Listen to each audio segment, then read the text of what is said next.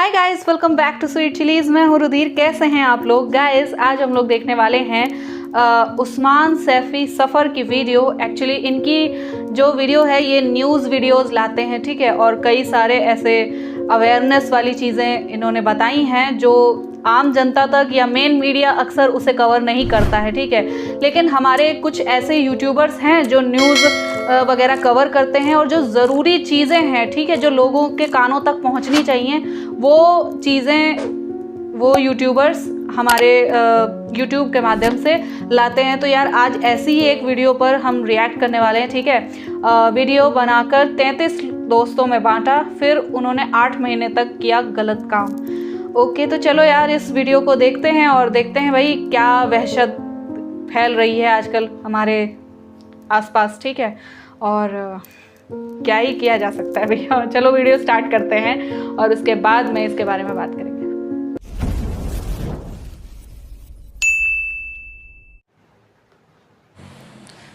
जुर्म करना जितना बड़ा अपराध होता है, जुर्म को सहन करना भी कोई कम बड़ी गलती नहीं होती है। बिल्कुल। आज की इस कहानी में एक 15 साल की लड़की अपने साथ हो रहे जुर्म को बस बर्दाश्त करते चली जा रही थी और वो गलती पर गलती होती चली जा रही थी।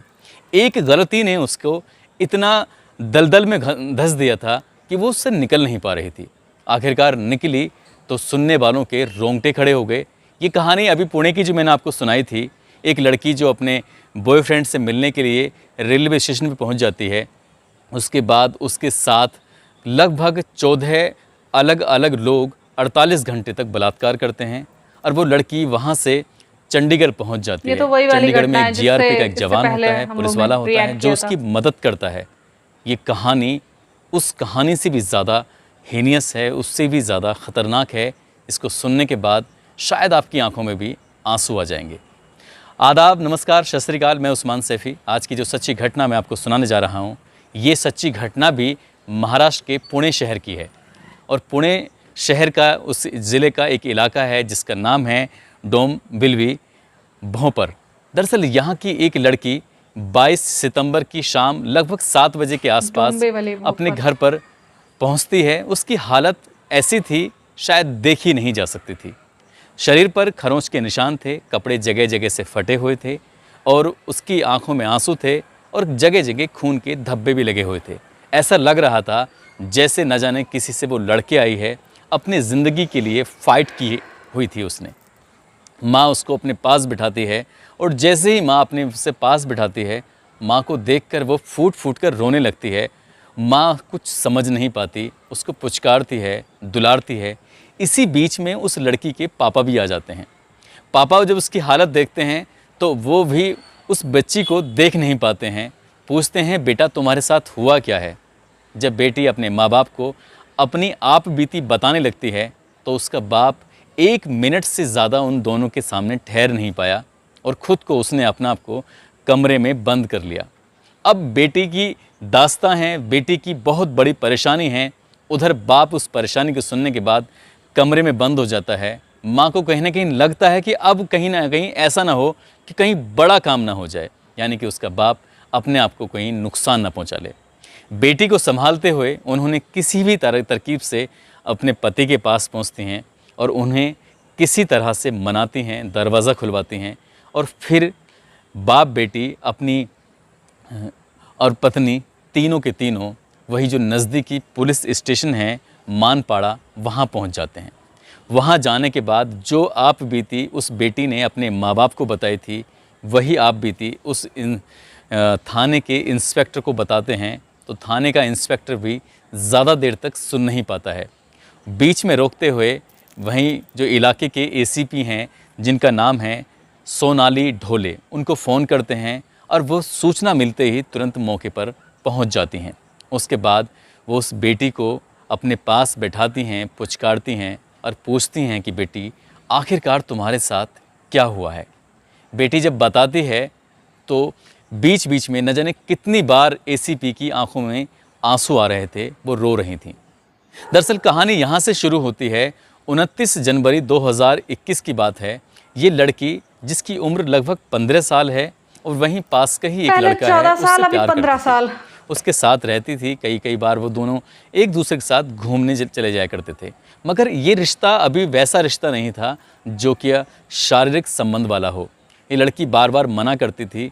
न जाने उस लड़के ने इस लड़की को क्या पाठ पढ़ाया और उसे एक एकांत जगह ले जाता है, सुनसान जगह ले जाता है और वहाँ जाकर उसके साथ वो शारीरिक संबंध बना लेता है।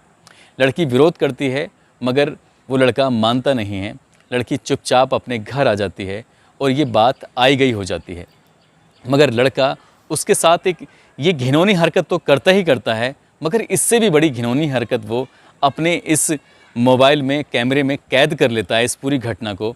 और लगभग 3 या 4 दिन के बाद उस लड़की को फिर अपने पास बुलाता है और उसी वीडियो को जो उसने बनाई थी उसे दिखाता है।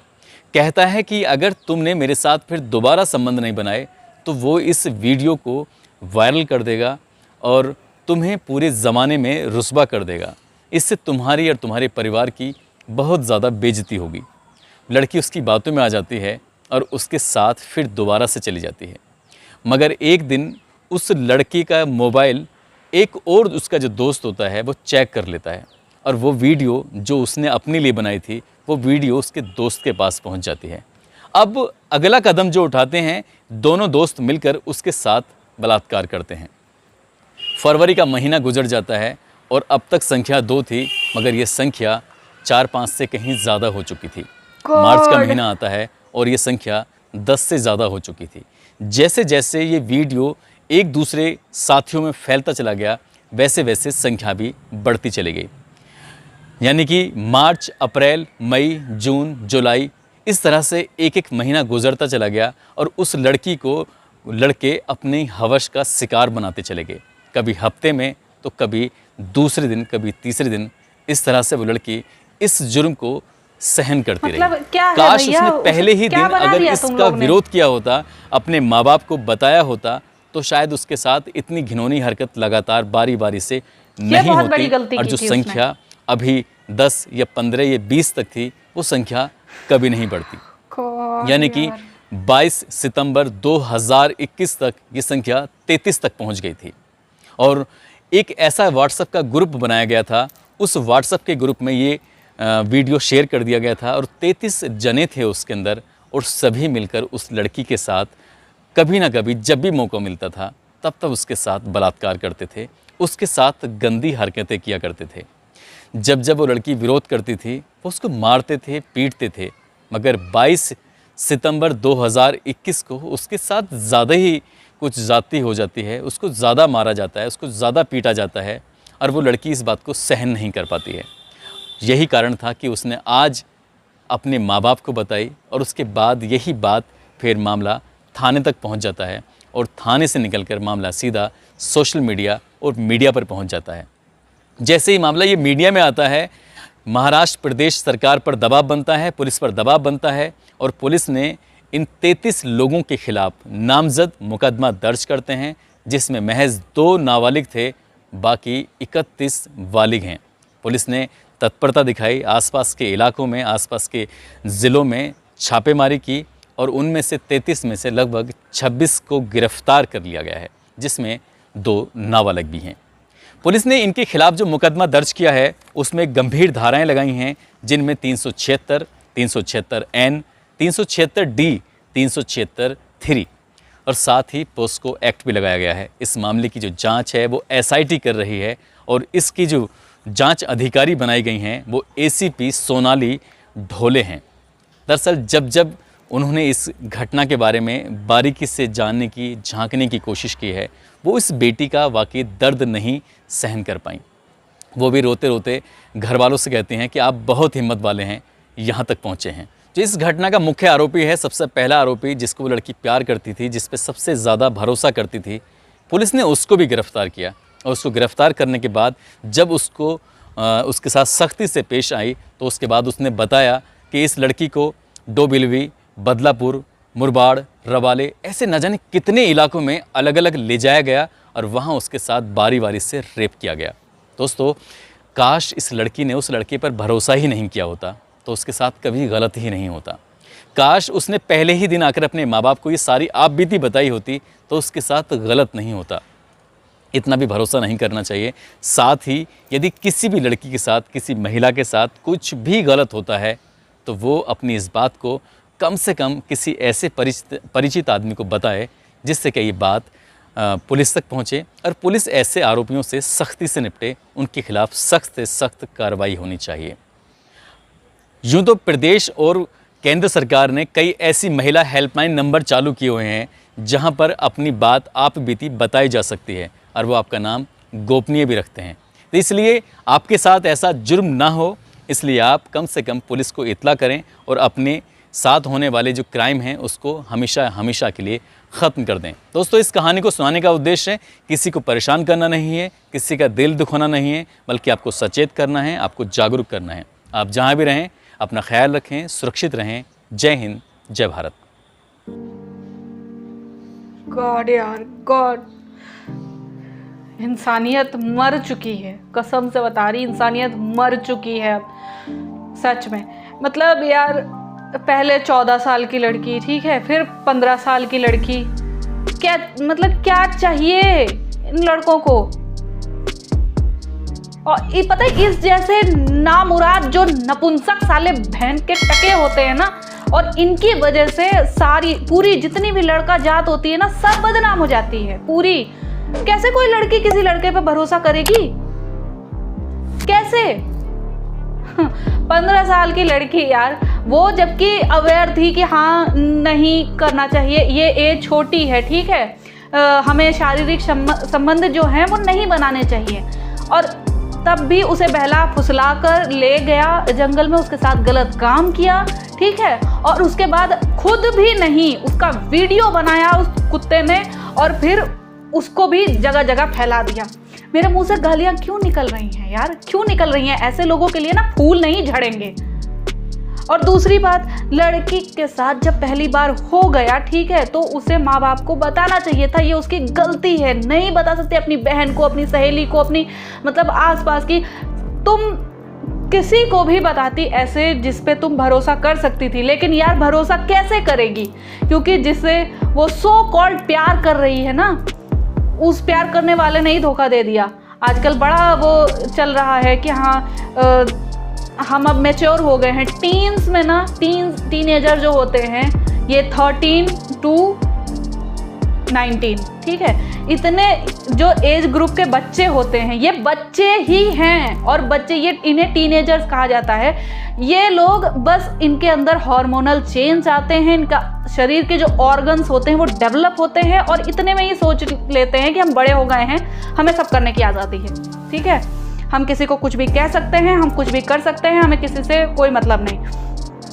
अब यहाँ पे इस स्टेज पे जब तुम 15 साल की हो, ठीक है, तुम्हें अपना जो तुम्हारे साथ जो हरासमेंट हो रहा था, ये अत्याचार हो रहा था, तुम्हें एक बार अपने फैमिली से डिस्कस करना चाहिए था। लेकिन यार पता है क्या, मैं एक लड़की हूँ, मैं समझ सकती हूँ, ठीक है, और कि अंदर डर होता है, मेरे माँ बाप मुझे गलत समझेंगे, मुझे बुरा भला बोला जाएगा, ठीक है, लोग क्या कहेंगे, माँ बाप भी डर जाते हैं यार ऐसे सिचुएशन में कि हाँ अगली से शादी कौन करेगा लड़की से, क्योंकि हमारे सो कॉल्ड सभ्य समाज के लोग यही जानते हैं कि अगर वर्जिनिटी लूज हो गई लड़की की, ठीक है, अगर उसके साथ ऐसी कोई गलत काम हो गया है तो वो लड़की अपवित्र है, अछूत है, वो लड़का नहीं होता है, ठीक है, वो लड़का उसको तो वो भैया वो शादी भी करता है, वो बच्चे भी पैदा करता है, अपनी लाइफ जीता है और मर जाता है एक दिन, लेकिन उस लड़की की पूरी जिंदगी बर्बाद हो जाती है लोग, क्योंकि लोग ये कहते हैं कि वो अछूत हो गई है, वो अपवित्र हो गई है। क्यों?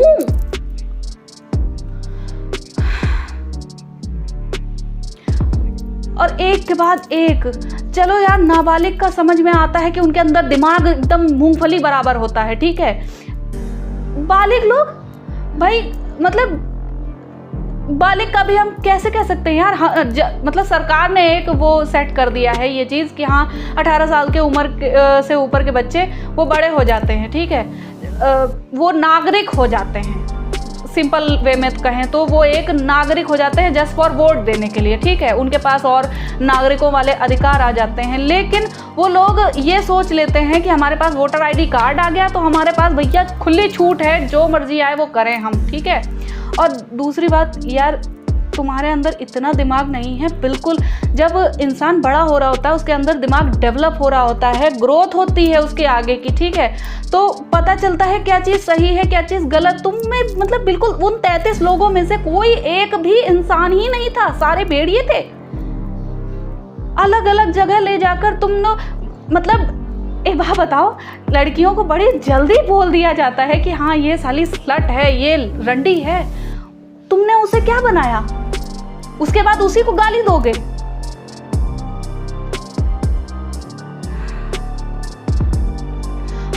अभी भी अगर ये आवाज नहीं उठाती लड़की, ठीक है, उसके साथ ये होता रहता और यार वो कभी ना कभी वो बेच दी जाती कोठों पर, ठीक है, और फिर उसका नाम ऑफिशियली पड़ जाता रंडी।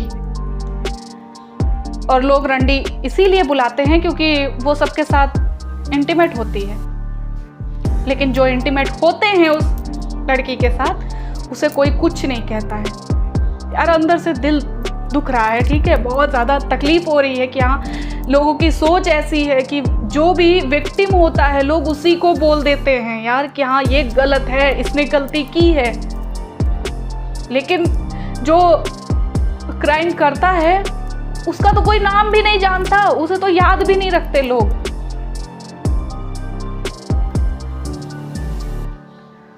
निर्भया के केस में निर्भया निर्भया निर्भया निर्भया निर्भया आता, ठीक है, उनका विक्टिम का नाम तुम्हें याद था और उन लड़कों का नाम याद था, याद है आज भी उन लड़कों का नाम। दैट्स ऑल यार, यहाँ पे ये वीडियो मैं ख़त्म करती हूँ। अगर थोड़ी सी भी जागरूकता अंदर जागी है ना, इंसानियत अगर है अंदर ज़रा सी भी आत्मा में, तो प्लीज़ यार ये वीडियो शेयर करो और लोगों को बताओ कि ये जो टट्टी जैसी सोच है ना लोगों की अपनी, ये बदलें, ठीक है।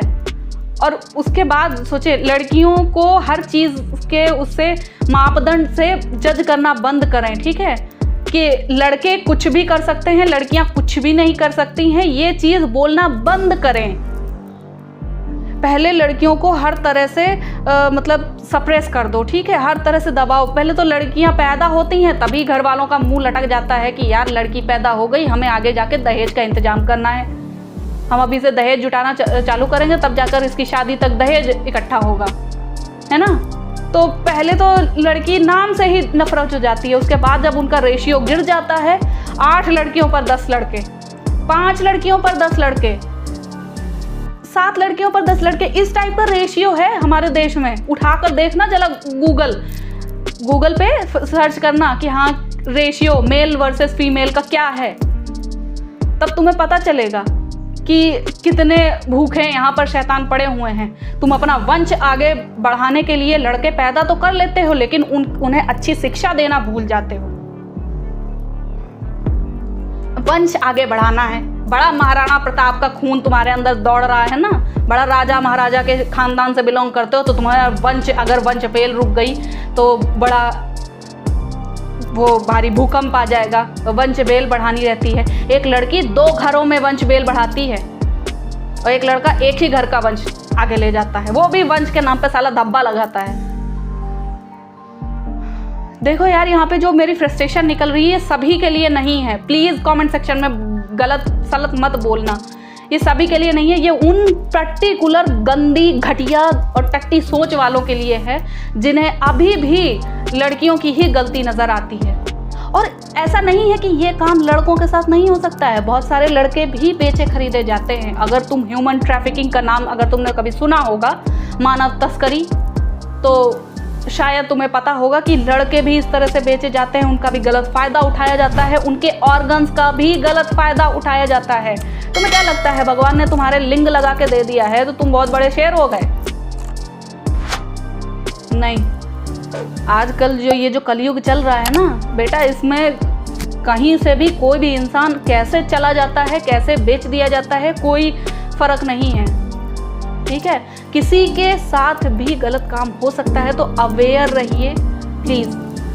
और बस यार ये वीडियो अगर आपका मन हो तो शेयर कर देना, ठीक है, और नहीं तो मैं अगली वीडियो में मिलूँगी। Bye bye.